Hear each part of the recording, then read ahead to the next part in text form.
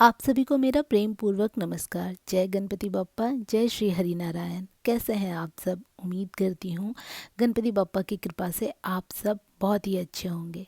प्रबोधिनी एकादशी या देव उठनी एकादशी की आप सभी को ढेर सारी शुभकामनाएं। देव उठनी एकादशी भगवान विष्णु के जागने के लिए मनाई जाती है, उन्हें जगाया जाता है।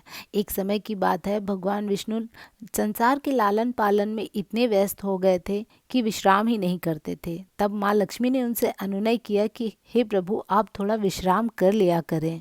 भगवान श्री हरि नारायण माता लक्ष्मी की बात मानकर आषाढ़ मास की शुक्ल पक्ष की एकादशी से लेकर देवउठनी एकादशी तक विश्राम करते हैं और आज के दिन उन्हें उठाया जाता है, विभिन्न विभिन्न प्रकार के भोग लगाए जाते हैं और आज के दिन तुलसी माता का विवाह भी होता है भगवान श्री हरि नारायण के रूप शालिग्राम से। इसके पीछे की एक रोचक कथा है। एक समय की बात है, दैत्यराज काल नेमी की एक पुत्री थी जिनका नाम था वृंदा। उनका विवाह हुआ था जलंधर नाम के महाअसुर से।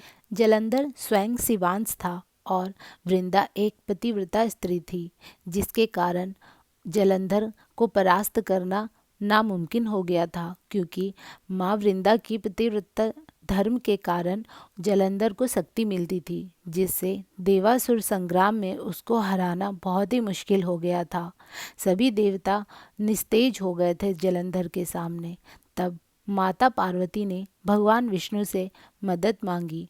तब भगवान विष्णु जलंधर का रूप धारण करके वृंदा के पास चले गए। जलंधर जब भी संग्राम के लिए बाहर होता था, तब वृंदा घोर तप में लीन हो जाया करती थी और अपने पति की रक्षा के लिए भगवान से कामना किया करती थी। अब क्योंकि भगवान विष्णु जलंधर का रूप धारण करके वृंदा के सामने आ गए, तो उसे लगा कि उसका पति युद्ध से वापस आ गया है और उसने अपना तप त्याग दिया और पति की सेवा करने लगी। इससे उसका पतिव्रत धर्म नष्ट हो गया और उधर युद्ध में जलंधर की पराजय हुई और उसका कटा हुआ शीश जब वृंदा ने देखा, तब उसे बहुत क्रोध आया और क्रोध के वशीभूत होकर उसने भगवान विष्णु को ये श्राप दे दिया कि आप पाषाण के हो जाएं। और इसके बाद वृंदा ने अपने शरीर को जलाकर भस्म कर दिया। उस भस्म से तुलसी माता का जन्म हुआ और भगवान श्री हरि नारायण ने उसे स्वीकार किया और कहा, हे तुलसी, मैं तुम्हारे बिना कभी भोजन नहीं करूँगा। इसलिए आज के दिन तुलसी विवाह कराया जाता है।